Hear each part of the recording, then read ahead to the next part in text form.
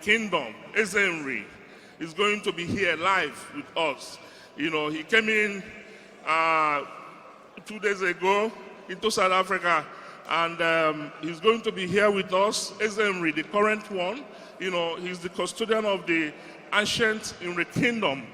He's going to be here today, and of course, one of the kings in the of Umunri, Igbo, is also going to be coming with him. There are also other traditional leaders from South Africa that we also expect to attend this event. So, ladies and gentlemen, this event is going to be one of its kind. I mean, it has never happened before. It has never taken place in South Africa, this kind of event, you know, where you bring Umunri. This is the first time he's coming to South Africa, you know, to promote and to preach the gospel of the Umunri Kingdom, the gospel of peace, gospel of justice, gospel of fairness, gospel of freedom, you know, and that is what Umunri Welfare Association is all about. It's about charity, it's about philanthropy, it's about kindness, it's about being a brother's keeper, it's about being a good neighbor, it's about, you know, peace in Africa. This is what the Umunri Welfare Association is all about, and today we are privileged to welcome the current king of Umunri Kingdom, Umunri. He's already here in Cape Town, and we are expecting them. Thank you, Comrade Hilary Ojukwu, Ihuru editor.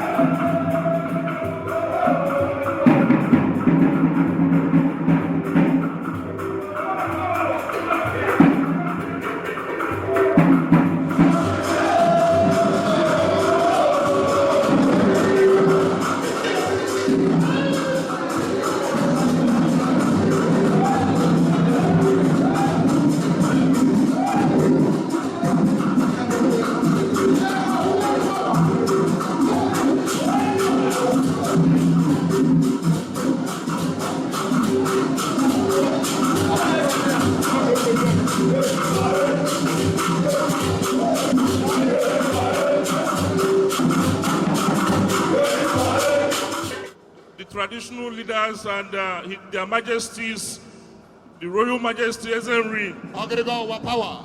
Chief and of Ogrigo His Royal Highness Igbo Chijioke, Osofia 2 and Ofia Umunri. Osofia 2 and His Royal Highness Igbo Chijioke, F1 Kwa, Osofia 2. And of course, His Royal Majesty Ezenri 2, Rewala, Obidugo, Onyeso, Igbo Onyeso, Ezenri. Kemgbe m tụrụ nwata ka m na-anụ maka afọ a ka unu wee maa na igwe bịara ife a bụrụ obere igwe. Kemgbe m dị na nwata ka m nụbara ya bụ afọ a. This is the first time Ezenri is coming to South Africa. Umunri na-agba ike na Cape Town na South Africa si ho. Ọfa na-eme ife Igbo na-eme ọ na-adaba. Isi Igbo South Africa batarugo. Isi Igbo South Africa, Peter Chukwura, ọzọ Chukwu na-eme. Peter Chukura, ọzọ Chukwu na-eme n'Enugu Agidi. Peter Chukura, Isi Igbo. Isi Igbo South Africa, Isi Igbo. Peter Chukwura, ọzọ Chukwu na-eme. Isi Igbo. And members of his cabinet. Nwanne Isi Igbo. Ezenri. Ọ ka ọ dị, Ezenri abịarugo. Igwe Chijioke. Igwe Chijioke. Osofia 2 na Ofia and Umunri. His Royal Highness. Ndị Igbo Eze. And His Royal Majesty. Ndị Igbo Eze. Ezeoka Igbo n'Ogidi. Ezeoka Igbo n'Ogidi so na ntọrọachị. Ọ ka ọ dị. Ọ ka ọ dị biko. Chinetugo n'Enugu Ukwu, Petro n'Enugu Ukwu Umunri, Wefa Association, South Africa. Isi obi nri, Isi obi Umunri. His position. Prince. Enyi na-aka ọ dị mbe ga-agbara na mmiri. Tụọ n'igwe! Igwe! Tụọ n'igwe! Igwe! Tụọ n'igwe! Igwe! How ka ọ dị? His Royal Majesty Ezenri Enwala, and Obidugo Onyeso, member of the Federal Republic of Nigeria, and His Royal Highness Igbo Chijioke, Osofia 2 na Ofia Umunri. You are welcome.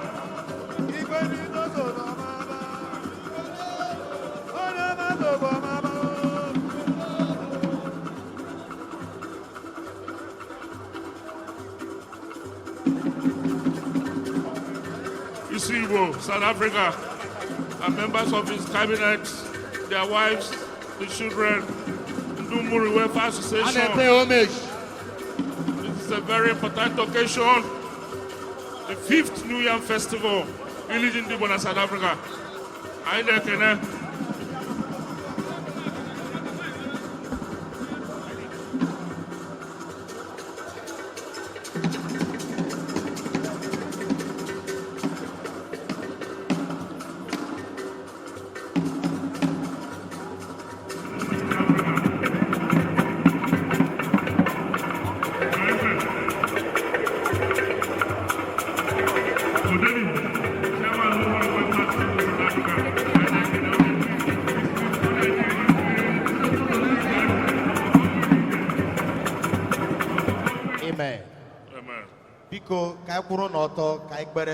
Please rise on your seats. We want to. Ndị Anambra bụ ụmụ Chineke.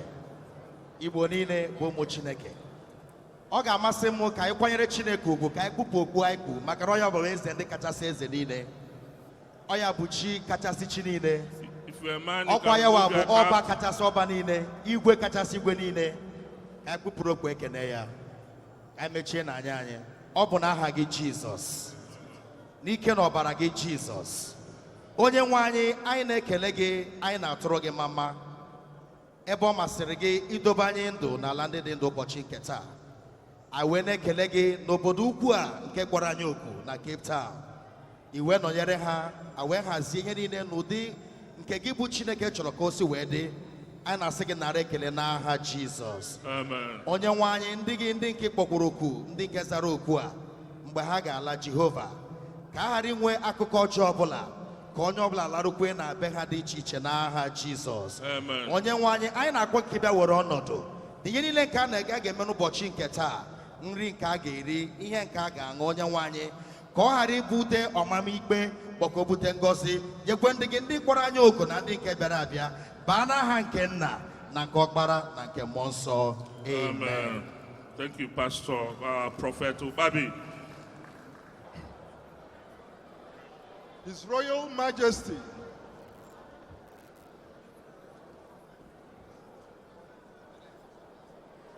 His Royal Majesty, Umunri Enwelana II, Obidiegwu Onyeso, MFR, His Royal Highness, Igwe Chijioke, F. Nwankwo, Osofia II, Nanofia, Grand Patron, Umunri Welfare Association, South Africa.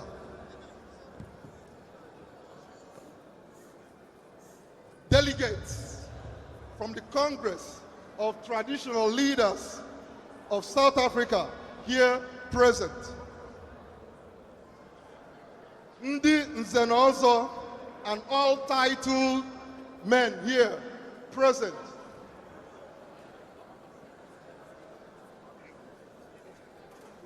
Chief Peter Chukura, also Chukune Menenugwu Agidi, Igbo, South Africa, designate. Chief Obinna Obiora, Onowu Umunri, South Africa. Chief Charles Eze, Ide Umunri, South Africa. Chief Ifeanyi Mo, Isiobu Umunri, South Africa. Chief Emmanuel Nwosu, Patron, Umunri Welfare Association, South Africa. All other designated cabinet members of Igbo, South Africa. Fellow members of the Executive Committee of Umunri Welfare Association. Distinguished guests, ladies and gentlemen. It gives me great pleasure to welcome you all most cordially to this magnificent event. Finally, let me take this opportunity to express the sincere gratitude to every member of Umunri Welfare Association, my fellow executive members, as well as the organizing committee of this fantastic event. All of them have been working with me so tirelessly since the beginning of this planning stage. And they are still here today for us all. I truly appreciate your dedication. Once again, I thank you all for coming to for coming to celebrate with us as we look forward to a memorable evening. Eat, drink, dance, and be merry. Nrijiofo, Jesus is Igbo kwenu, Yeah. Nigeria kwenu, Yeah. South Africa viva. Viva. Thank you. Shall we put our hands together? Please put your hands your together. hands together. Put your hands together for the wonderful Wow, that was speech. fantastic. Very important in our culture. And Ebunyi Siobi, We can't do anything Igbo. unless the Umunri, kola South nut Africa. is broken. And there's a way we do it. We don't just bring the kola nut and break it. You know, there's a way that we do it. It's very symbolic and very important. Kola nut is very important in our culture. And we're about to do the traditional rites now. You see, You see where we near? the kola nut is moving. Biko. The kola nut is moving. You see, Igbo. The kola nut is moving. Igwe. The kola nut, Isibo is presenting the kola nut to Umunri and Igwe Nofia. Please listen to him. Hello. Igwe Ndị enwela ana. Igwe Ọsụọfịa na Umunri. Anyị ekene unu. Ndị Umunri si na be eme ọjị.